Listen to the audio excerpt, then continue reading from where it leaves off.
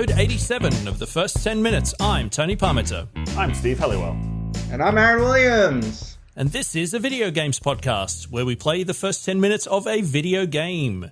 Then we sit down here to discuss how well that game communicates itself to the player, both in terms of what the game is about and how to play the game.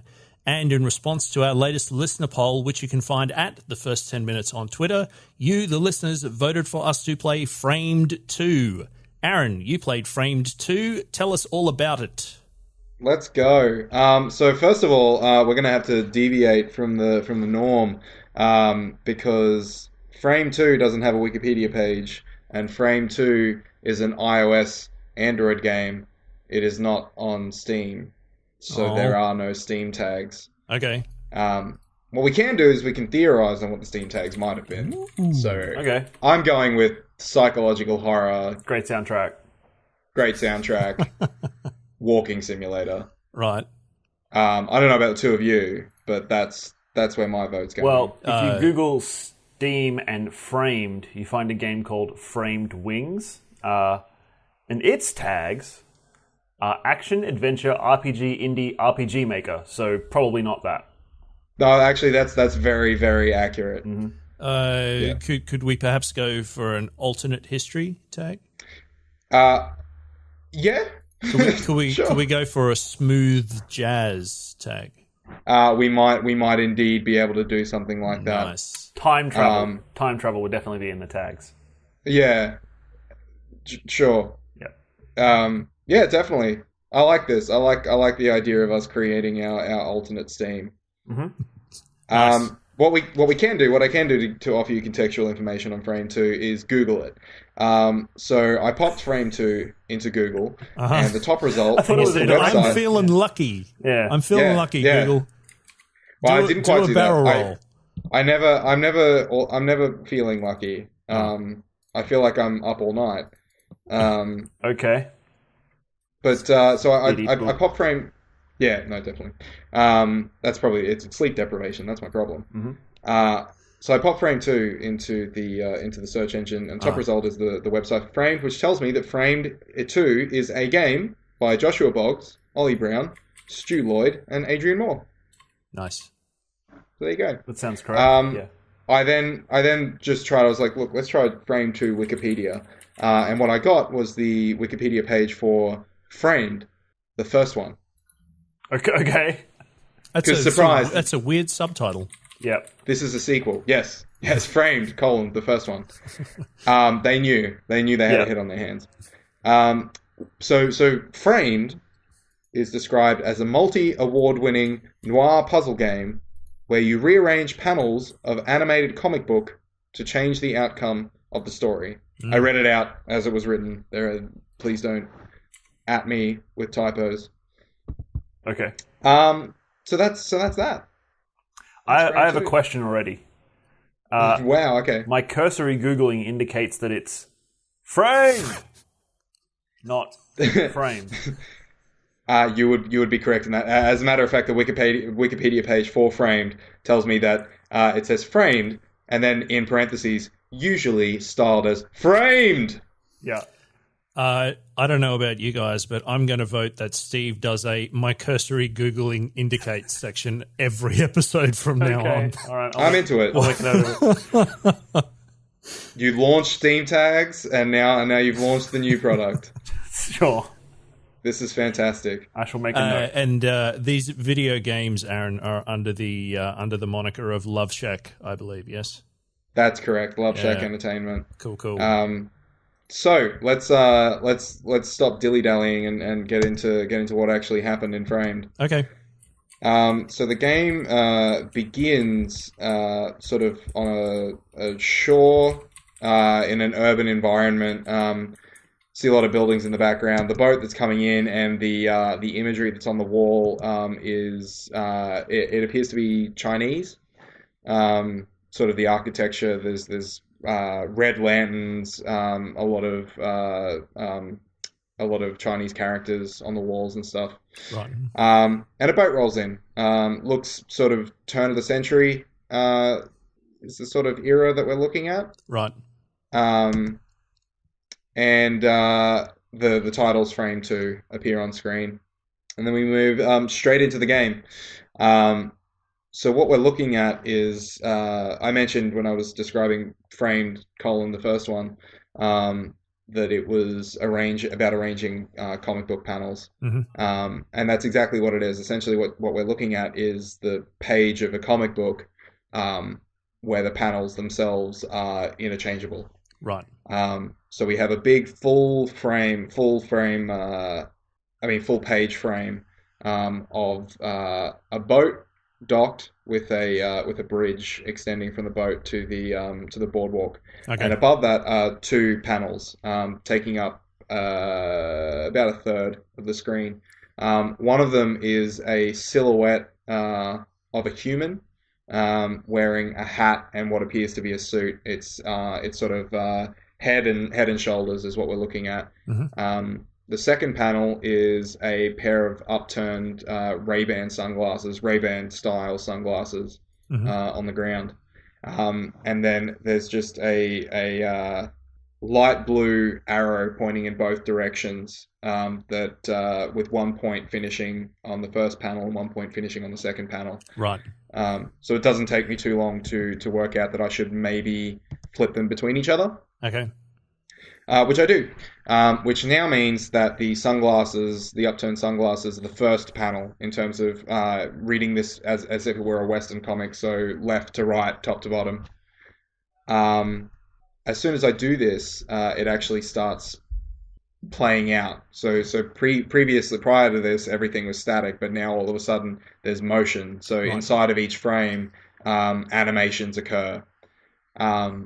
And this is probably a good point for me to just quickly derail before re-railing. Self-derailment. Excellent. Yeah, it's happening.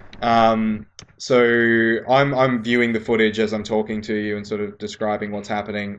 But the way in which these animations play out is very very elegant and gradual. So I've had to speed up the video by quite a bit so that it's not me saying, and then I very elegantly walked behind a wall. And I'm still going. I'm so glad that you didn't give an example of how drawn out it would have been. Yeah, not at all. That's going to play really well when the delete silence filter comes through here and just tightens that up. Yeah, no, totally. I didn't think about that. That's that was an oversight. Whoops.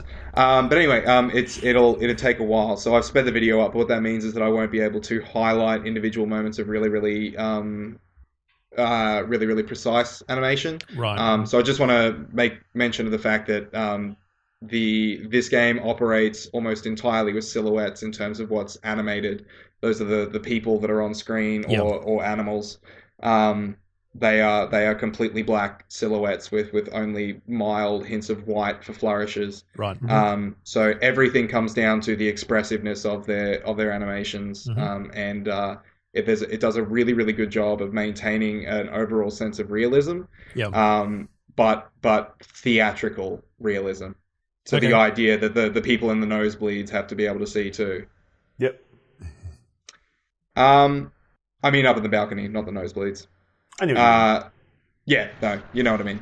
Cool. So with that out of the way, I swap the panels around. I pick up the sunglasses. I throw them on. And I immediately get a sense of who this character is. First of all, they appear to be male, but they also appear to be shady. They appear well, yes, Male, but shady. there I go again, unintentionally punning. But it kind of makes sense. Like these shades make this character appear shady. It's that's how it works. So they sneak out of the comic book panel, and by that I mean they were center frame and they walk off to the right until they have left the panel. What have I done? What are you talking about? He said they walk right until they have left. It was good. Oh my! It's quality. I can't do this. I can't do this. This is too much. Exit stage right. Yep. Exit stage right. At which point, the 2 comic book panels up the top fade out of view. The one of the doors on the ship opens up, and this character emerges. They are quite tall, quite lean, which assists in sort of the that earlier silhouette stuff that I was mentioning. They're carrying a briefcase, and they walk across the bridge. Kind of stop halfway across to look around, presumably to see if anyone's following them, if anyone's watching, and then they sneak away. They sneak along the boardwalk out of frame. Just before they're about to leave, though, a female figure emerges from the side of the boat and quietly begins to tail this person. So once again, also completely in silhouette, but this is I mentioned earlier the scene sort of like turn of the century type imagery, right? And the fashion is sort of assisting in that. So for this female character, it's the hat and the dress that is very of the sort of like 1910 type era. Rather than sunglasses and a white business shirt being her white highlight, though, there is instead what appears to be a rose and an ascot to distinguish that for her. Okay. So she runs after me, and then we fade out, and then we fade in on a new set of panels. There's one long one up the top and two smaller ones down the bottom. The smaller ones down the bottom are noticeable predominantly because of the thick black outline around the panels and the drop shadow beneath them. Okay. Which is absent from the panel along the top. So immediately, without needing to be told anything, I understand that this top panel is static, but these bottom two are not. Okay. So is there is there a pulse on them? They kind of so no, but they pulse in when the scene begins. Okay. So it's already there is not only is there the outline of the drop shadow, but there is that little bit of animation when the scene commences. Okay. Right. So what we're looking at is it's more of the boardwalk area. The top panel, the male character emerges, starts to walk along the boardwalk, and then there's a split in the concrete wall where there's now a gap and more boardwalk on the other side of this gap. And automatically, with no interaction or influence from me, he ducks behind the foreground and slips into the background on the other side of the wall. It's beneficial because the boardwalk kind of finishes up around where he began walking. Right. But what this means now is that I am manipulating the bottom two panels, presumably to get him to the other side. This becomes difficult. So as it plays, I let it starts playing automatically. So I just watch it play out. So in the second panel, there is another gap in the wall, which causes him to automatically change from being in the background to being in the foreground. Once again, with no influence on my part. It appears in this game that if you can change your trajectory on the track, you will. Right. If that makes sense. In terms of the character themselves, as they're moving through the particular panel. All right. Yeah. So the way this works is that actually, no, sorry. I'll get to that in a second. So I'll finish what I was mentioning. So he emerges back into the foreground, and then in the third panel, continues walking along the boardwalk, but there are some loose planks. The boardwalk is damaged in this area, and as soon as he puts his body weight on it, they crack and buckle beneath him. And there's quite a nice Tex Avery-esque animation of him trying to. Actually, no, Tex Avery is probably let's say Buster Keaton-esque, trying to dance along the planks as they're sliding off the wood to stop himself from submerging. He's unsuccessful. And at this point, as soon as the briefcase too goes underwater, it immediately pops back to the beginning of this scene. But it's not playing automatically anymore. There's now a large play icon in the top panel. So the way that this works from here on out is that every time I die, I go back to the beginning. Every time I fail a particular series of panels, I'll be returned to the beginning of that series of panels. So it's like it returns to the beginning of the page, or does it set you back? Oh, just that page. Okay. Yeah. So just the page that you are currently on. Okay. It doesn't take you back to the beginning of the game. So you go back and to the left, back and to the left. Mm-hmm. That you are correct. Cool. So the way that this works is that I'm returned to the beginning of the page, and now I'm given the opportunity to manipulate panels if I want to. Mm-hmm. Can I jump in with a question? Yeah, of course. So this autoplay of the first new page sets out to show you how not to do it. Potentially, I mean, I could have taken initiative and swapped these panels around. So this is a very basic puzzle. All I need to do to solve it is swap the two panels around. I just need to do one swap. I need to do what I did in the last panel. I just need to repeat that action. So it doesn't prevent you from making that swap live as it's playing out. No. Okay, right. Cool. Yeah, so I could have taken initiative and solved it if I wanted to. Yep. However, I think that ultimately the intent is that eventually I will fuck up fairly early on, and that will be my opportunity to see how things are going to work from here on out. Well, you want to explore every nook and cranny of all of the threads, yeah? Yeah. Yeah, I mean, and so that's ultimately sort of one of the broad appeals of this game is that it does sort of invite you to observe all of the ways in which this could go wrong. Yeah. So that you can successfully and satisfyingly execute the perfect strategy. Yeah. Or get it in the perfect order. Right. And like I said earlier, when I said Tex Avery-esque and then Buster Keaton-esque, I said that as a form of endearment. Those are two things that are worth being, and so the amount of work that's gone into showing you failing, it's clearly intended to be an integral part of the experience. Right. So this is one of the first puzzles in the game. So it's a fairly simple one. All I need to do is swap these two around, and I get that sense already now that I understand that if once I have that point of releasing control and allowing this to unfold as it will, I also now have the understanding that if my character can change, the track on the rail, then they will. Okay. I have no say in that. So I immediately get the... Oh, sorry, Steve. So they always take any early path? Does that repeat through the rest of your play session? Or is that yes, just it for does. this? So for the rest of the game, if there is a turn to take, they take it? Absolutely. Okay, cool. Yeah.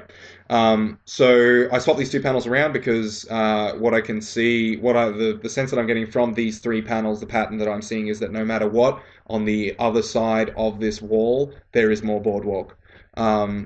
So I swapped the third one that I mentioned that had the broken planks and the wall on the other side.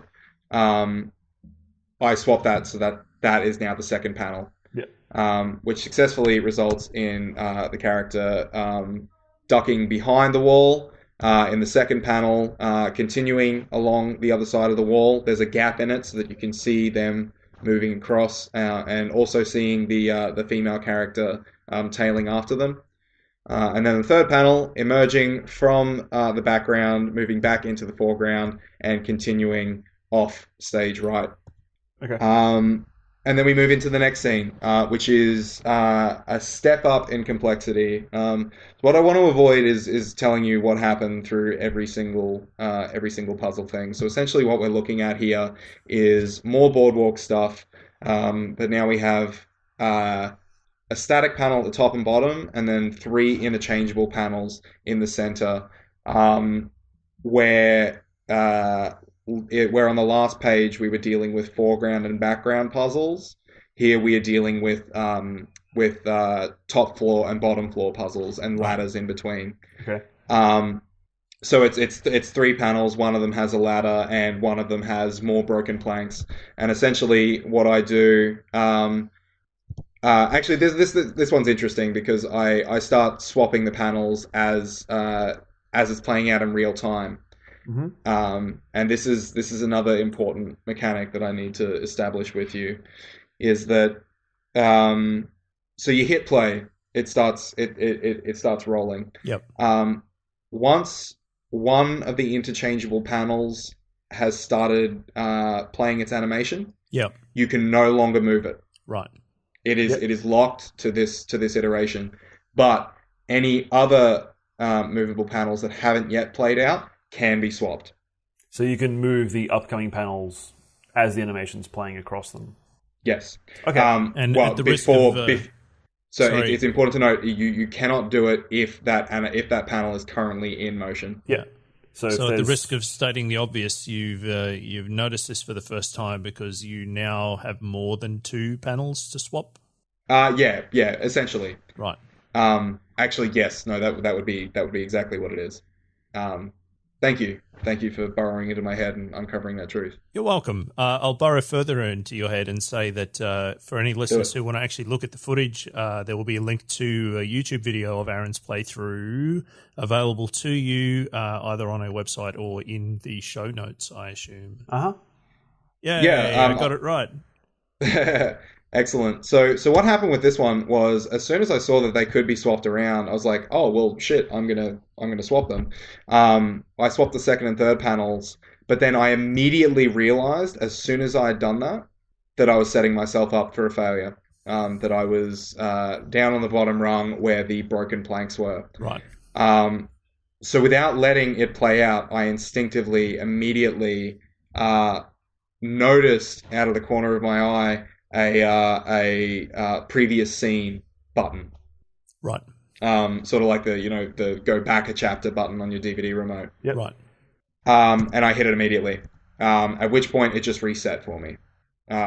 Which is another cool thing. If you can see, I imagine that at a certain point these puzzles are going to get progressively more complex to the point where there'll be a lot of things playing out at once. And if you know that you're about to watch the same failure animation again, you have the opportunity to just hit the rewind button immediately. Right.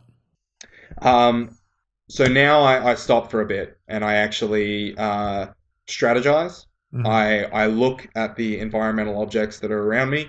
I see the ladder, so I understand that the top floor, bottom floor stuff is important. And I realize that there is a way for me to continue along the top rung where everything is safe until I'm past the broken planks, at which point I can climb down to the lower level, continue along, and exit to safety. Mm-hmm.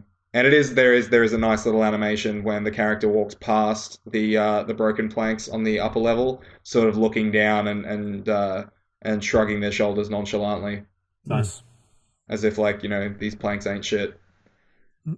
So I emerge from the boardwalk here into sort of a more industrial area, and I'm now presented with a full page splash of the character approaching some steel doors that have been padlocked with a chain.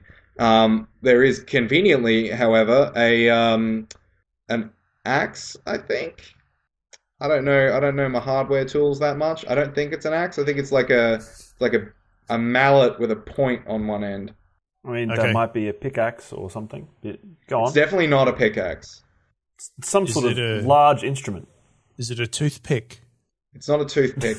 It's a hammer. Is it an ice hammer? An MC hammer? It could be a warhammer. Maybe it is a warhammer. I'm embarrassed. I'm embarrassed that I don't know what this thing is, but it's blunt and it looks like it might do the trick in breaking this padlock. Okay. Right. So we then fade into the new one, into the new page, where I'm required to do things. I don't get an opportunity to rearrange these panels. The first time that they play out. They play out automatically. The interesting thing here, though, is that hold on, give me a second. This particular one, generally speaking, it will play out automatically, but this particular time around, it needs me to to interact first. And it needs me to essentially swap the two panels in the middle of me hitting the padlock. So I do so. I swap them over. It starts to play. Sorry, the hammer hits the. How did it indicate to you that you needed to do something before it would autoplay? Did it just start with the giant play button? Did it signal it somehow? So what happened? What happened was nothing. Actually, nothing happened. I was presented with the scene. I was actually the pause that I had there was me trying to work out whether or not I'd missed something. But there isn't. Nothing occurs. But I think that's the problem, and is that there is no play button, but no animations are currently occurring. So I think instinctively I was just left wondering, well, maybe I need to swap something around. Okay. Aaron, was it a crab fork? Maybe. I mean, thank you for taking the chance to go and look that up. No, okay, all right, you're fucking with me. I've just Google imaged crab fork, and it's literally just a fork for crab. Yeah, excellent. I think that may be is that the first prank? Is that the first 10 minutes prank? Probably not. Yeah. Yeah, no, to be honest, hey. All right, cool. So yeah, no, it gives me no indication that I need to do it. But I think by now I've got the hang of it. Yeah. I know that I know how this works. I'm into swapping panels. I'm into the slight power fantasy that it gives you in terms of feeling a limited degree of authorship over the thing. So I'm immediately just sort of inclined to be like, yep, I'm going to swap this shit. Can I ask some sort of general housekeeping questions? Yeah, go for it. So audio up until this point, are you getting sound effects or feedback when you're swapping panels or when they're locking into place? Is there any form of musical or sound effect accompaniment to success or failure? There is. Can we show that just for a second? Yeah, of course. We'll get through this page because my sound and music talk is just around the corner. Okay, no worries. And there's a specific example I can throw out to you in the beginning. Awesome. So I immediately swap these two around, so that the hammer near the lock is the first panel, which immediately initiates the animation of lifting up the hammer, smacking the lock, which does break it, but doesn't remove the padlock from the chain that's around the door, which causes the second panel to now start playing, which is the character grabbing the two door handles and pulling on them, but being unable to open them because the chain's still around it. Okay. At this point, something interesting happens UI-wise. The panel where I hit the lock goes grey. Yep. And then a radial wheel fills up, and then it sort of pulses and becomes coloured again. So like a cooldown kind of radial. Okay. Absolutely. Yeah. In terms, if this was our WoW menu, right. I'm waiting for Howling Blast to be ready to go again. So it does that repeatedly. It continues to do that. Just continues to do that over and over and over, and presumably because it wants to make sure that I can see it. Right. It doesn't tell me what to do. It just lets me know that this scene isn't over yet. Okay. At which point I get the thought, swap them again. Right. Like move them back over again. Right. Which winds up doing the trick, because essentially what that causes, because the objects, it doesn't reset what's happened environmentally. Yep. With the objects. So even though the panel of me hitting the padlock, even though that's refreshing, right, the padlock has still been hit. So even though so it is a time travel game. So you're Kind of. you're moving these panels around, but the lock is still broken because it's not one of the ones that you're moving. Yes. So I don't know if you have any more of that happen in your 10 minutes or not, but is that a continuous thing in this game now? Like if you don't move a panel, any actions taking place there stay true? Yes, that does continue. But in terms of the refreshing cooldown timer, this is not a consistent thing, puzzle to puzzle. Okay. Yeah. So it seems like this logic only takes place where these panels are reversible Okay. or interchangeable. Okay. Kind of. Is that? No, I think I get it. Like there are special cases where this is possible. It's not just a Yes. general case rule of if you don't move the panel, actions stay. Yeah. So what this in effect does is makes the panel of me trying to open the half open door now be the first one. The second one is then me hitting the lock. Just to clarify, this repeated panel or this panel that you can take repetitive actions in. Yeah. Is there any indication on it prior to you reaching that point of the scrub through, in terms of its border or something like that tells you that it's going to be a repeated thing? That is an excellent question. I'm just going back to find out. No, it isn't. Okay. It doesn't happen until I swap the panel for the first time. Okay.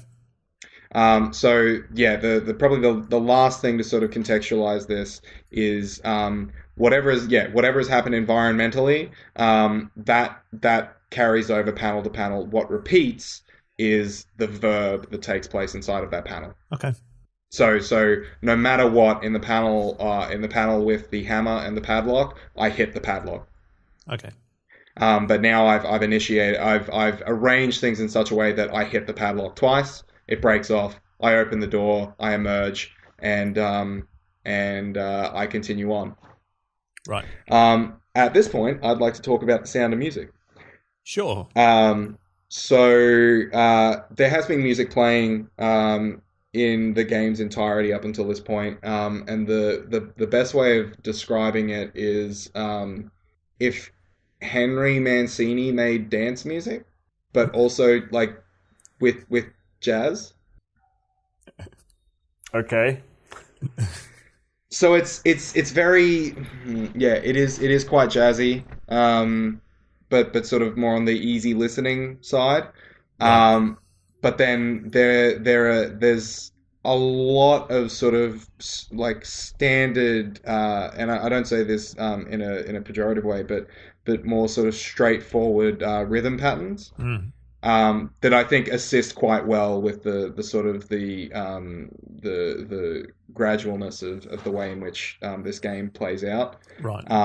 and assists as well in sort of like the punchy actions that can occur and take place, because there is a bit of violence in this game.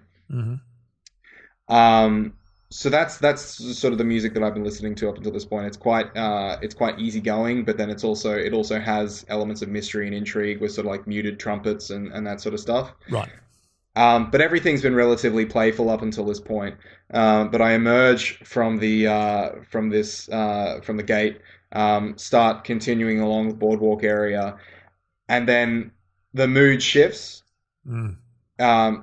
Perfectly. It's layered in excellently into the existing soundtrack of some moody tones.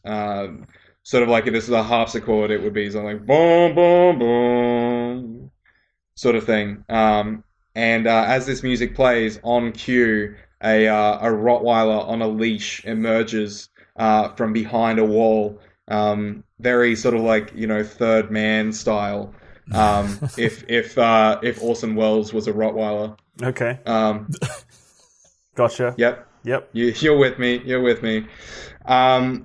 Rottweiler emerges, but it's on a leash and it's being held by another male figure. Wearing this one's wearing a trench coat with a necktie. A necktie, the band around their hat and their mustache, their cop stash, being the the three things that are colored white on their black silhouette. Right. So one more music cue. The next page begins, and my character is walking along, sort of casually along the boardwalk, but it's framing so that we can only see from their thighs down to their feet, and it's framed this way so that eventually the Rottweiler emerges onto the panel in full frame and begins to bark. And what's great is that the soundtrack adapts to this and gives you sharp hits with a bunch of string instruments for every single bark, which you don't realize until the dog goes bark bark and the strings go. Okay. So it's really cool. The soundtrack is adaptive to things that are happening environmentally, which is really satisfying. But Tony, you were asking about sound effects as well, weren't you? Yes. Yeah. So maybe wait, man. You waited until you knew that I had a mouthful of liquid. I didn't actually have the video up on my screen. I'm sorry. Oh no. I can't see you. I apologize. That was my bad. I'm enjoying a nice glass of red at the moment. That's excellent. Cordial, I mean. Mm-hmm. Of course. Yes. Of course. So yes, there's a limit to the sound effects in the game, in that they do exist, but it's sort of the music is what sells what's happening more than the Foley. Right. So my main question in terms of sound effects was: is there a distinction between, or a priority between, what is happening in the panel for sound effects, or you manipulating the positioning of panels that gets the sound effects? It's manipulating. Right. Yeah, it's manipulating.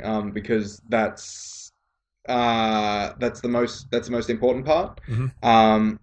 But then there's also, so like the music adapts to that as well. Right. So that's what I'm sort of like. I keep coming back to the music because the music, in a way, is the sound effects bank. Mm-hmm. When you're arranging panels, when you're sort of in the halftime moment, yep. The soundtrack pairs back to mostly just bass and rhythm. Right. When you hit play, when you initiate and allow the panels to follow through, that's when the other instruments get brought in. The horns specifically, like a muted trumpet is a very distinct sound, and so along comes like the xylophones and other more melodious instruments. Yeah. But that sort of that paired back soundtrack allows the whooshes of the panels to come through a lot more clearly. Cool.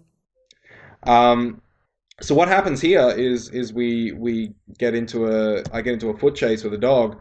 The dog's let off the leash, and we run along the boardwalk. We go through the first panel where it is the dog chasing me along the boardwalk. Mm-hmm. We then move into the second panel where the dog catches up to me on the boardwalk and jumps on my back, and it resets.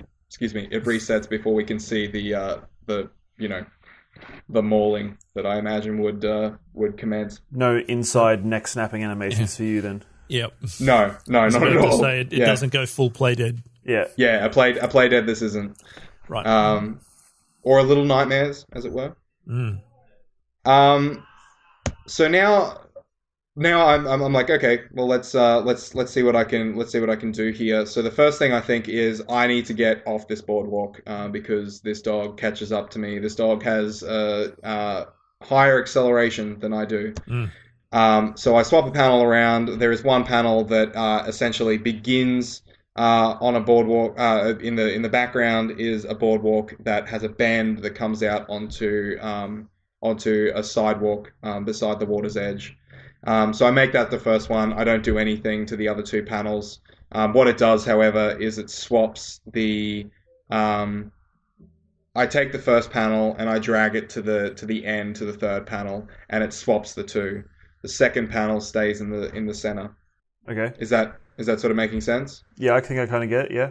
Yep. Yeah. So the first panel plays out, and I successfully exit the boardwalk and move into the second panel, where the road is blocked by a fence. However, the way that the wood is colored, the two planks on the left are colored very, very light brown. There is one plank that is colored a dark brown, and then there are 5 planks that are colored a lighter brown, with a bunch of darker ones on the other side. So semiotics wise, I'm thinking, okay, I can. These planks are shorter, they're lighter colored. I could probably make use of this, and I can climb it. The dog can't. So I successfully get over the fence, and I run away. The dog is now no longer a problem. I move into the next panel, where I hop onto a bicycle that is propped up against a fixture in the road, and I cycle away. I had completely neglected the static bottom panel, however, which had a police officer waiting on the concrete side of the road. Which is where I am. And this police officer pulls a gun on me, and I immediately fail. Damn. So it appears that if a weapon is pointed at you, there ain't much you can do. Right. But I've got an idea now. I've got an idea on what I can do. You're like an anti-Bruce Willis. Correct. The thing that I realize as this resets is that these panels are refreshing, and not in that like hits the spot. These panels, no, these panels have cooldowns, so I can rearrange them after they've played through. So I decide to make use of that. I begin the same way, because I figure getting over that fence is still probably my ideal strategy. Once I've done that, I then move that panel of me climbing over the fence to the beginning. The center panel is now me picking up the bicycle, and the third panel is the bit of the boardwalk with a bend in it.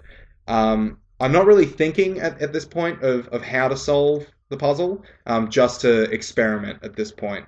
I'm just seeing what I can do. I realized very quickly, however, that moving from me picking up the bicycle to the boardwalk with a bend in it is going to be completely useless for me, because I'm on the road, which means I'm essentially going to continue on the road for the third panel and be arrested again. Mm-hmm. However, because I can update these constantly, I then get myself into a loop, a sort of like a 2-second loop, where every 2 seconds I'm swapping these second and third panels, so that I'm just forever cycling along concrete until I can work out a better way to get myself through this. Okay.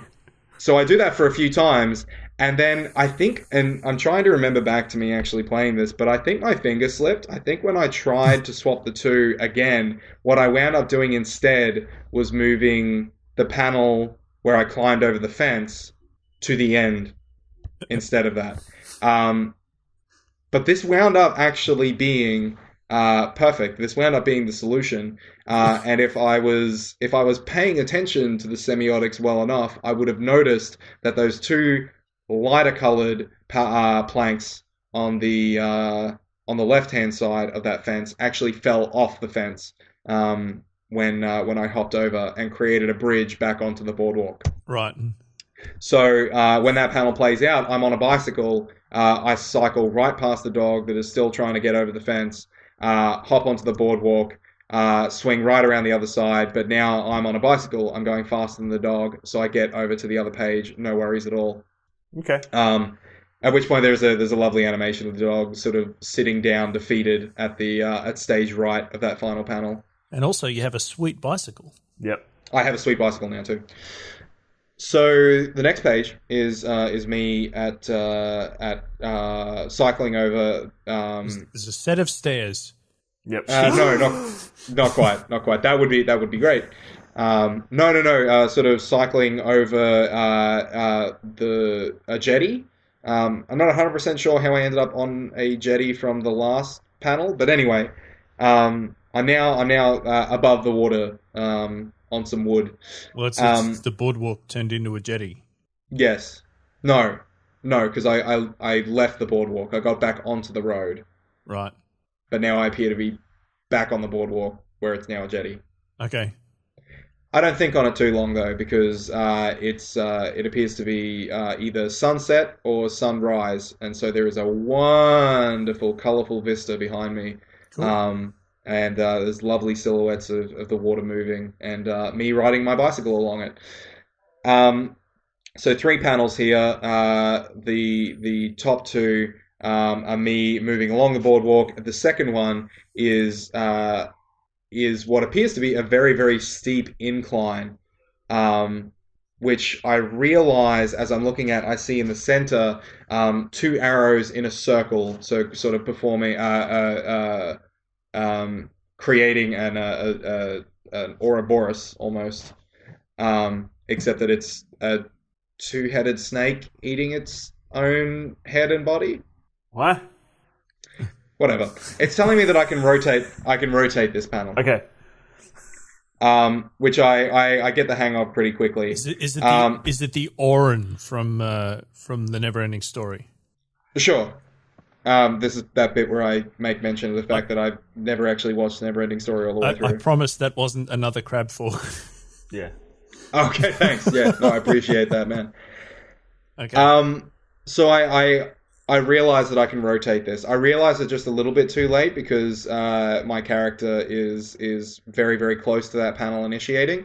But it winds up being fortuitous because the direction that I rotated in is the direction that I need to actually solve the puzzle. Because I turn this from a steep incline to a steep decline. Because you see the third panel is a massive gap between pieces of the jetty. Okay. But with an incline, a slight incline at the end of the left-hand side of the jetty. Is this the turbo boost moment from every episode of Knight Rider? Yes, exactly. Nice. And like Hasselhoff only could, I sit on top of the seat as I fly down this ramp, my legs in the air, my hand on my hat, desperately trying to hold on, one hand on the handlebars so that I don't go off the sides. And I fly like Elliot. Mm-hmm. You jump Springfield Gorge. Yeah, I did I did it. And no hospital bed for me. So I fly over, but I realize as I'm doing this that in that rotatable panel, there is a Polaroid picture hidden in the struts beneath the wood, the planks of wood. And I'm immediately intrigued by this because the way in which it is drawn is distinctly different from the art style elsewhere. In that it's almost comic booky, sort of like thicker lines. In terms of like thicker lines, more akin to the outlines of the panels that I can move around, as opposed to the sort of thin, solid fill silhouettes that I'm looking at elsewhere. Okay. So even though I've solved this panel, even though I've solved this page, I decide to reset it anyway, because I want to work out how to grab this thing. Okay. So I'm wondering if maybe what I needed to do was just tap on it as the panel's playing. So I try that, but that doesn't work. I try a couple of different rotations. Eventually I work out that what I'm going to need to do is actually, in order to grab this thing, I'm going to need to fail this page. Yep. Because what I need to do is I need to turn it so that it's on an incline, so that I'm riding up the hill. Because what I need to do is touch the Polaroid in order to pick it up. So does that mean that if you had done nothing, you would have picked up this Polaroid when the panel first loaded, when the page first loaded? No, because there are two ways that I can incline. Okay. Because there are 4 points of rotation. Yep. There are two inclines, so I needed to do a full flip in order to get this. Okay. So as soon as I pick it up, the game pauses and it shows me the actual Polaroid itself, and a radically different art style. In that this is I name dropped earlier, so I'll name drop again. This is unmistakably the work of Leonie Yue. And her very very distinctive, very cute drawings. Cool. Sort of like very very very expressive faces with minimal objects, sort of like large eyes, large smiles. Yep. Yeah, the character is like a head and a half tall. But what it's showing is what looks like an approximation of my character, in that the sunglasses are on, the briefcase is being held, the hat's on, sneaking behind a police officer that's been distracted by a cat. Police officer is very, very happy to be around this cat. There are love hearts coming off the police officer's head, coming off the cat's head. There is a lot of smooching happening here. Yep. And I'm darting behind them, giving the cat a thumbs up. Nice. It's very nice. There's also a thought bubble above the police officer's head that is completely blank. But there's that share button underneath this. So I'm imagining that had I clicked that, it would have given me the opportunity to post this somewhere and or save it. Presumably so that I can fill in that speech bubble with some potential thoughts. Nice. So a nice little suggestion for community interaction there. So yeah, I fail this page, which plays quite a pleasant animation of me plopping into the water, but not as satisfying as when I do actually complete the jump and three or four fish jump out of the water from behind me. Just Free Willy style. Like almost like if Free Willy were about a school of tuna. Yeah, then yes, absolutely Free Willy style. I was literally about to say exactly that phrase, Steve. That's disturbing and also awesome. We should probably stop saying Free Willy style before a lawyer mishears us and gets in touch for the copyright infringement on Will Smith. Yep. It's not like we said getting jiggy with it. We'll be fine. It is not like we said getting jiggy with it. No. We would. Which we all know is the only Will Smith song that he actually cares about copyright infringement occurring for. Yep. And Wild Wild West. Well, I was going to say if you do copyright infringe Will Smith, then here come the Men in Black. Yep. Yeah, totally. Yep. And off to the. No, Go hang on. I've got the. Yep. Wait, no. Get there. No. It's fine. You got this. I'm nerding out. I'm showing my age. Who stole my car? Oh shit! Here we go. Okay, there we go. There it is. Full circle. All right, so let's move on. The next page that I hit is far and away the most complex panel that I've been hit with to date. The first panel is rotatable. Essentially what's happening here is I'm trying to navigate my way through a series of shipping containers and fences. There are always 4 points of entry and or exit in each panel. Based on I can be emerging from the top, the bottom, the left, the right, or the bottom left, the bottom right, etc., etc. But in each panel there are 4 places where I can emerge from and exit out of. So is this kind of like a pipe dream puzzle? Yes. Okay. Yeah, that's exactly what it is. Remembering that if I can take a turn, I take a turn. Yep. So I could walk you through each way that I do this, but that would take way too long. We get it. So you've got the idea. Yep. There are police in almost every panel. So essentially what I'm doing is I'm rotating things around with the knowledge that I will always take the turn, and continuing that until I'm either able to successfully evade each police officer or get the jump on a police officer. Okay. So I'm either skipping past them or I'm clocking them in the back of the head and continuing on. So is there a concept of being so you said that you clocked in the back of the head. Is that, can you tell when you're behind them? Like, how does it tell you that you're behind which way they're facing? So the way this would work would be, say I'm exiting a panel on the right, and the next panel has me emerging from the left, and there is a police officer that is stood stationary before I would make a turn, Okay. that means that I'm definitely going to come up behind them. So if I exit a panel on the right, then I'm going to enter the next panel on the left. Okay. I think I get it. I was just... And so this might help contextualize it further. If I exit a panel at the top right, I will enter the panel moving in that direction also. Okay. The other thing that I should mention that increases the complexity of this is that the first panel is rotatable. Yep. And then there are 4 other panels that I can shift around. They don't refresh. It's once the panel plays out, it's locked. And then there are static panels dispersed throughout that.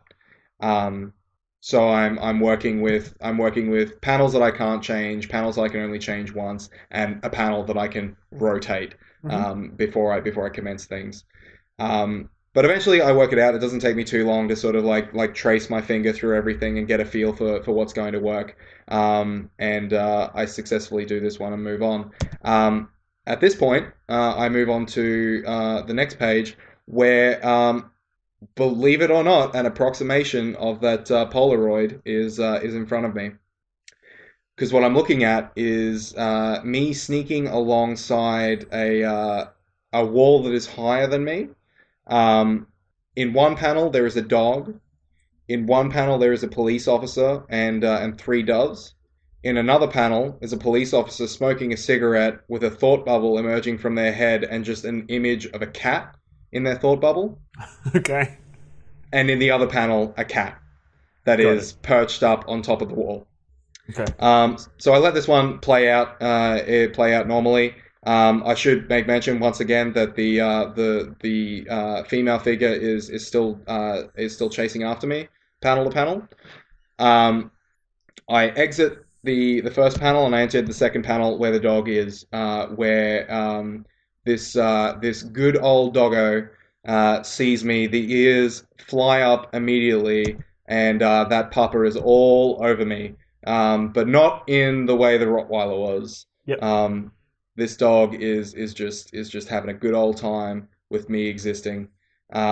There's also quite a nice animation of the female figure up on top of the wall, where I am moving along the bottom, she's moving along the top, observing this and just shaking her head in disappointment. And that's a fail. That's presumably once I have a 10 out of 10 good boy doggo on my chest. There's no more work getting done today. Fair enough. So now I'm trying to work out. I'm like, okay, well, I remember that Polaroid. I remember that Polaroid that I picked up. The police officer that's thinking about cats is not thinking about hurting a cat. They're presumably they're big on felines. So I move the cat to the front panel. So that it's the first thing that happens, because I remembered that the female figure emerges on the top. So I thought that maybe she would scare the cat down to my level, and then I would scare the cat off to the right, where I could move it into the line of sight of the cat obsessed police officer. Yep. Right. And this is exactly what happens. Nice. It went exactly to plan. The police officer sees the cat, immediately drops everything they're doing and runs straight over, bends down to pat the cat. I love that the cat just doesn't give a fuck about this police officer being really into them. The cat permits the police officer to pat their back as it walks past. So it's a cat. Yep. It's doing the cat thing. Nice. Yeah. But it's enough of a distraction for me to sneak behind the police officer. I didn't pay any mind to the other 2 panels. I just let them fall where they did, which was folly on my part, because the next panel is the cat entering into the panel where the dog is, and the dog expressing themselves exactly the same way as they did when they saw me. The cat not reacting the same way that I did, though, the cat being smart enough to piss off. Both of these animals leave the frame. And then I enter the frame where the police officer and the doves are, and I have no animal to distract them. So I'm arrested. Damn. So I spent a little bit of time sort of like arranging things around, trying to work out the best way that this could possibly play out. For some stupid reason, I think that maybe I can put the police officer panel at the beginning before any animals have shown up, because there's also two bins in the scene. Okay. One of them is the one on closest to me is smaller than the one furthest from me. So I think, well, maybe I can be really quick and jump up onto the wall. But that doesn't work. Okay. But it does give me an idea that if it doesn't work for me, that doesn't necessarily mean that it's not going to work for any of the other characters in this page. Yep. So at this point, I move the cat back to the beginning. Because I figure the cat distraction is still the best way to commence this thing. That plays out exactly the same way as it did before. But then what I've done is I've swapped the panel of the dog for the panel of the cop. So that the first thing that happens when the cop panel begins is the cat entering the scene, because it was the first to leave the previous panel. So the cat enters, sees the birds, immediately begins to ascend up the bins, up to the top level of the fence, where it goes for one of the birds. This distracts the police officer long enough for me to get past. But I hear you cry. But the dog is on the next panel. The dog is going to go after me. Yep. There you go. J'accuse. You said it. You said the thing. I did. We're in luck though, because the cat is now running along the top of the fence. So because the cat once again has exited the frame before I have, the cat is now the first to enter the new frame. The dog sees the cat up along the top, jumps up, is trying to get at it, holds its attention long enough for me to sneak past the dog as well. Okay. And then I enter into the final frame where there are two doors in front of me of the same doorway. Fucking weird way of explaining that. A double door that I can open. I open the double door and I hit my 10 minutes. Cool. Did it hit you first? You did the thing. I did. That's my dad joke for the episode. Like it's just going to be one. Challenge accepted. I've been typing some notes here on my Magic Pocket computer as we've been talking. Yeah. And I've got a couple of sort of general topics, and I have a couple of specific questions. Do you have a preference for what I hit everyone up with first? Not at all. Specifics. Aaron, as you were playing this game, were you trying to get a solution to the next panel in the sequence, or are you trying to solve an entire page in one hit? It depends. It depends page to page. Yeah. It also depends on how the initial scene plays out. Okay. So what that comes down. Yep. Sorry, go on. Yeah. So the sort of things that were generating my thoughts page to page were how many panels do I get through before I fail? Right. And then before you fail in the default way? Yes. Right. Yes. Before I fail in the way in which the panels have been just naturally laid out for me. Once that happens, I sort of begin to work backwards from there. Right. So I look at, well, what went wrong with the panel previous to that? Would swapping them do anything? And then I slowly work my way backwards from there till that point. Then I let it play out again. And then I see how things change differently. If I can get past that panel into the next area, then that's a new place for me to play in. So I see it as something that I'm working out gradually. Okay. So am I to assume that you can only infer or intuit some of the things that you need to do by failing in a non-default way? So you actually have to make an attempt to change things to learn more about what the cause and effect of what's going to happen to then determine the final solution. That was a bad phrase to use. Yeah, it was. No, but I know what you mean. Yep. So it changes. It changes depending on the overall nature of the puzzle that's in front of me. So Yep. A good example of one way that it can go would be the aforementioned animal puzzle, Right. where I'm needing to in order to devise a solution, I'm needing to infer potential behavior of living things, right? Whereas my bicycle chase through the storage containers and the fences was essentially, it was pipe maze. It was me just taking enough time to trace the path with my finger, Right. And then let that go. So that's a puzzle that I could solve immediately. Sure. That's a puzzle that I could solve in one go, and that I would be motivated to try and solve in one go. Yep, I'm not trying to infer that there's a hard and fast rule to how this game and its designers have laid out their puzzle logic.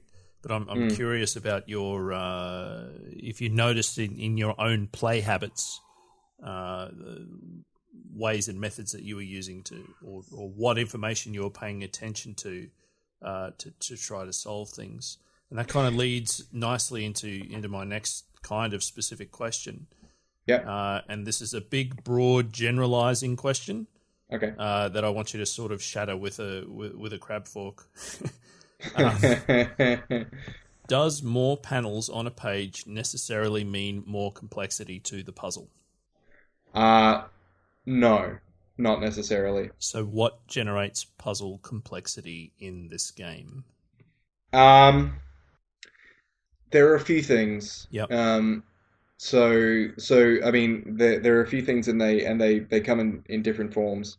So there was the aforementioned the inferring behavior of living creatures. Yep. But then there's also ideas of like a foreground, background, up, down, rotating, and then there's the way in which those things mix with each other.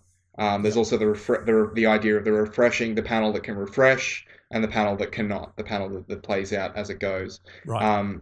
So I think ultimately what creates for more complexity in these puzzles isn't necessarily the amount of panels, but the amount of interaction that I need to utilize in order to successfully complete the puzzle. Right. And that level is increased if I'm needing to update that on the fly as it plays out. Steve? I was just going to say, it's from listening to your descriptions, it sounds like it's more about your brain figuring out what the possibility space is. Because like your pipe dream puzzle, it seems like you had a pretty good understanding very quickly what the possibility space was, right? It was a maze that you had to find a solution to. Whereas the possibility space for the animal puzzle is far larger, even though there are less moving bits, right? Because you don't necessarily know what the cat is going to do. You can guess at what it might do, but you kind of have to let it play out to see what's going to happen. Yeah, and I mean the same thing for whether or not I can climb up the bins in time to escape the police officer.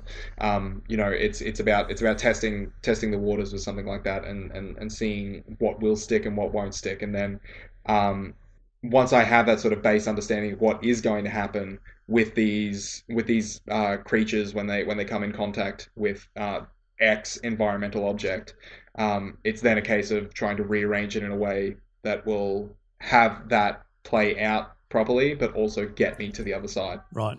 So to dig in a little further on the cats and dogs thing, because it was conveniently the final puzzle that you played in your 10 minutes. Yep. When you tried a stage of your problem solving and it didn't work out because a cat or a dog didn't quite do what you thought. Yep. Was your response to that, I should have seen that coming? Or was it, oh yeah, that makes sense? The latter. Right. Almost always the latter. Right. How do you feel about that? I feel good about that. Right. I think that there are a couple of ways in which the execution of that could be less effective. Right. And one of them would be to aesthetically speaking, punish you for failure, which is not the case here. The animal one is a perfect example of that. If I fail in one of those panels, only one of them is a negative thing occurring, in that, having a gun pulled on me and being arrested. The other one is getting sicked on by a loving hecker's good doggo. Right. Like So the, every the terminus of each of them doesn't have to do with the fact that a cat or a dog did something odd or other than you expected. yeah. Um, So the cat flapped its butterfly wings, and that meant that you ended up getting a gun pulled on you, not the cat stopped you from succeeding. yeah. It's essentially that. It's just Right. like it's enough ripples have come out from this water droplet Right. that this thing has now occurred. Okay. And I understand that there are now sort of like a sort of squishy set of events and rules that will occur amongst these panels. Okay. Where I have the slightest degree of malleability based on the order in which these things play out, and then what can carry from one over into the other. Okay. So what do you... This is, this is a difficult question for you to answer, not having been somebody who designed the game. But I'm curious about your interpretation as a player with your designer hat on. Mm-hmm. Does the game want to tell you the story of how you failed? Maybe go into a bit more detail there. Does the game seem to have as much care and emphasis placed on the way that you don't succeed as the way that you do succeed? Yes, Right. that was where I was going to work my way around and saying I think we might be able to reword that a little. Yep. But yes, that is it. It places just as much import in terms of every ingredient, in terms of the animation, in terms of the visuals, in terms of the music. As much import and emphasis is placed on failure as there is on success. Right. To the point where it seems like if this much time, effort, and embellishment is put into fucking things up, it's important that happens. Right. It's important that continues.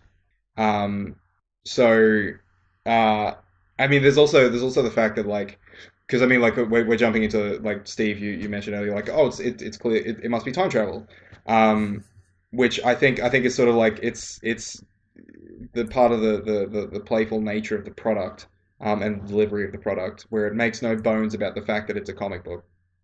With like Scooby-Doo logic in it. Yes. Yeah. Yes, exactly. Like it's opening one door and like there are puzzles in this game that are straight up opening one door and exiting from another. Like it is the Scooby-Doo hallway chase. And then you rearrange them so that you re-enter the red door and pop out the red door up again, up there now. It is Scooby-Doo logic top to bottom. Yep. And so I think that playfulness extends to the failures as well. Like it's something that you should embrace. It's something that you should welcome. It's something you should enjoy. Yeah. And for my final, my final kind of specific question, Aaron, do you feel that these things that you're learning as you're solving these puzzles, are these lessons that you're learning contained to the page that you're on, or are you going to be able to draw something from them to carry forward through the rest of the game? No, I'm absolutely learning stuff that will be carried forward for the rest. I mean, So by what metrics are you learning things? Because I'm assuming it's not things like cats do this and dogs do this. So what are you learning? No. So what I am learning about is the ways in which I can manipulate the panels. Right. The different ways in which I can manipulate them and what to look for in terms of indicating to me what manipulation I can do with this specific panel. Okay. So it sort of employs, without sounding reductive, it does sort of employ that sort of Mario 3D World Kisho Tenketsu style design of introducing an idea, developing it, twisting it, and then concluding it very early on. It does the first three steps of that at the very least, where the first thing I'm asked to do is swap two panels that I can put my sunglasses on and successfully leave the boat. That's introducing me to the swapping mechanic in a safe environment. Yep. The very next one is me being required to do that exact same thing again, except if I don't do it in the right way, I fall in the drink. Right. And then the third page is the twist, where I'm now manipulating three panels. Right. And it like over the course of that 10 minutes, it just slowly, gradually introduces me to that stuff over and over and over again. It removes, in a sense, the safety for some of them. So my first rotating panel, I could fail that. Right. But I think that's just because it's one that's a carryover from the first title. Yeah. So it's there would be a degree of assumption that you know this one. Two, it's also happening later in the game, so it's like at this point, it's like you know that failure is a thing that can occur. But the only other point where it offers me a mechanic in relative safety is when it's introducing to me the new one, right? Which is the refreshing panels, the cooldown panels, right? That is given to me in a safe space, and then it's developed further. Okay. Steve, I'm kind of hogging the questions here, but I've got one sort of final one that flows on nicely from this. Yep, sure, go. All right. Aaron, you read way more comics and graphic novels than I do. I'm very kind of uninformed in that particular medium.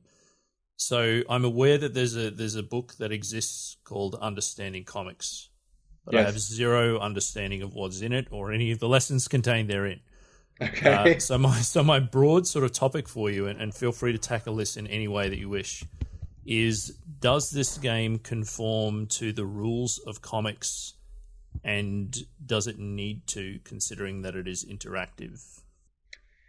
I mean, yes. It conforms to the rules of comics in that if a character is moving in a particular direction or towards a particular door or location in one panel, then you would expect that in the next panel they would be in that location and not, across the room in the other direction. So it flows in sort of that logical sense of panel to panel. Yep.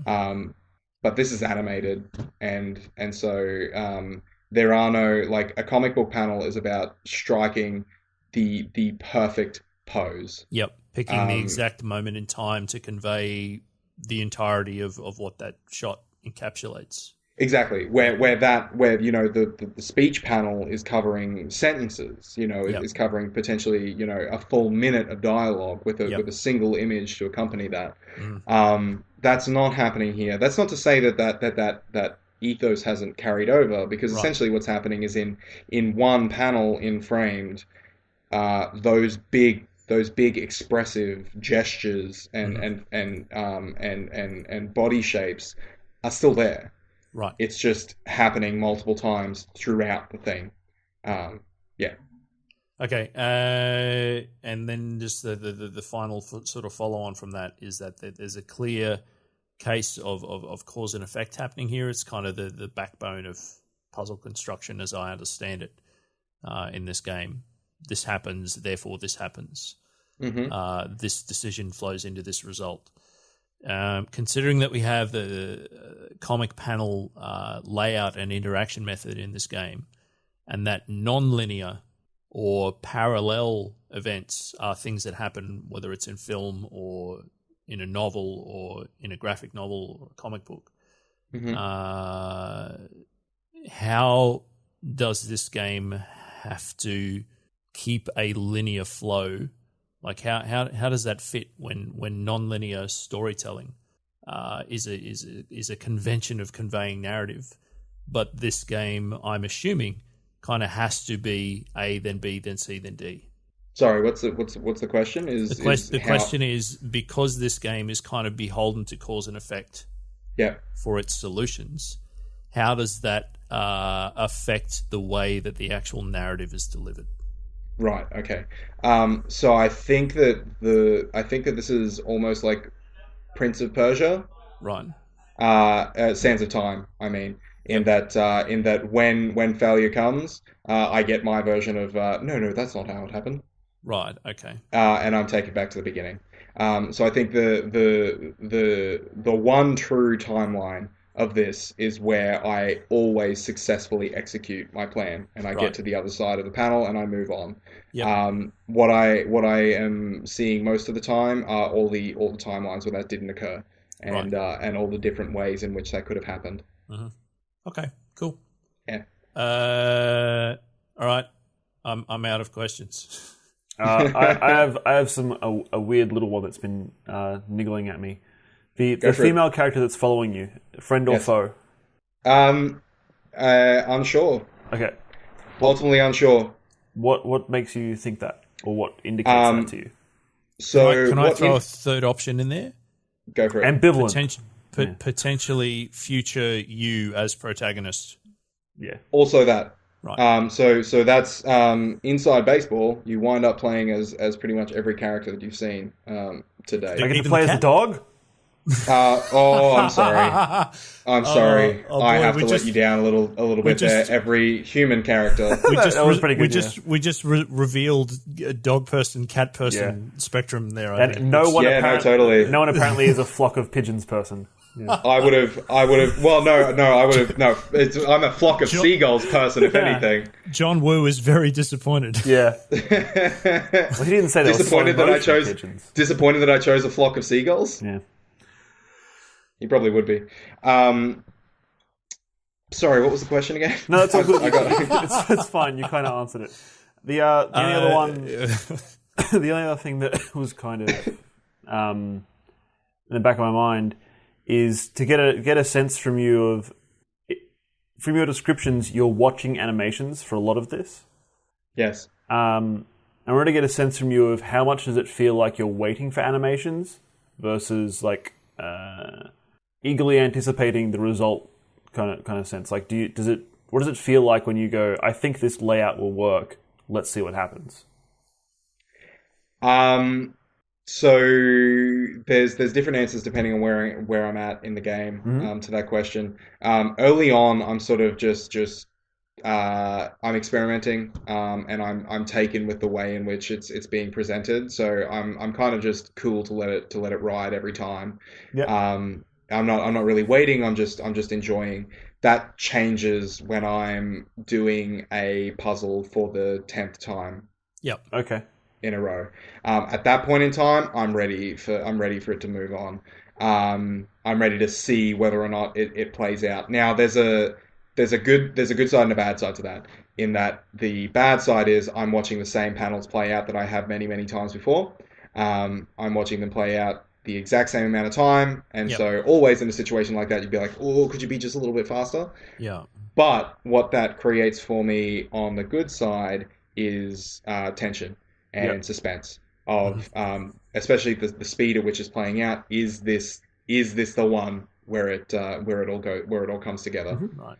It also seems to me that as you're going through iterations of your solution to a puzzle, it's not like you have solved it up to 2/3 of the way through and that first 2/3 doesn't change. Part of the solution is you grab something from later in the timeline, you throw it way, way, way earlier in the timeline, and it completely changes all of the following panels. So you're not watching exactly the same thing every time. Yep. Yeah, exactly. So there's always that tiniest little bit of variety, and then there's always that excitement when you do make a change in real time. As to, is this the one? Is this the one where it comes together? So there's a lot of different ways in which you can have a pleasant surprise that mitigates the frustration of watching a lot of the same stuff happen over and over. Okay. Yeah. Tony had already asked the other questions that I had in mind. So if there's nothing else. I was just going to ask one more question about the Polaroid. Yep. Do it. Why? Not so much a case of why did you only manage to collect it when you, air quotes, failed the page, but more a case of what do you think that exact thing being in that exact puzzle, in that exact frame, taught you about how the rules of the game work? Told me that I shouldn't be afraid to fail, and that failing can provide its own rewards. Right. In the sense of if I hadn't have already been enjoying the animations, now it's sort of the idea of like there is this possibility too that you like by manipulating things in a way that isn't going to get you through the puzzle, you could get this collectible. Right. and then there's as well the idea of like if you're playing this game, then presumably you're also into the aesthetics of it. It's offering you those games aesthetics through a different artist lens. Okay. It's that opportunity to experience more art. Right. So I think, in a way that it's sort of just reinforcing with me that idea of don't try and solve it immediately every time. I think that's one of the reasons why it plays through automatically to begin with. Okay. Is so that failing is something that is always happening. It's the way every page commences. Right. And you should be embracing that. Yep. And then it in this particular instance, it gives you that bit of positive reinforcement by being like, isn't this a wonderful fucking picture? Get more. Cool. Keep an eye out. Yeah. Okay. Okay, plugs. Is that time for a check? Do you want to do? Yeah. All right, do a check. Quick. Check. Do it. Does this game tell me what it is? Yes. It's a comic book game where I change the panels and the outcome changes as a result. I did my very best not to quote what I think the ad is, which is like it's like change the thing, change the panel, change the outcome. So you reverse engineered it into a first draft version. Yep. Yes, that's it. Yeah, to the absolute first pass of the we're getting somewhere with this, but you can do better than that. Does this game tell me how to play it? I'm a fucking writer. I should know better than that. I'm not a talker though. So like in my defense, like you give me come back in a couple of weeks. You give me 2 minutes and a blank page of my own thoughts, and I'm going to come up with something fucking banging. Anyway, does this game tell me how to play it? Yes, it does. The prompts that do appear on screen, they are few and far between. This game is much more content with just sort of letting me experiment and see how things go, and relying on my semiotic inference to see me through. Cool. I imagine that I probably haven't seen the full extent of all the different ways that I can manipulate these panels, all the ways in which they can mix and interrelate. But I feel I've gotten everything that I need in order to feel like I have an understanding of how to deal with a new mechanic should it present itself. Cool. And plugs. Yay.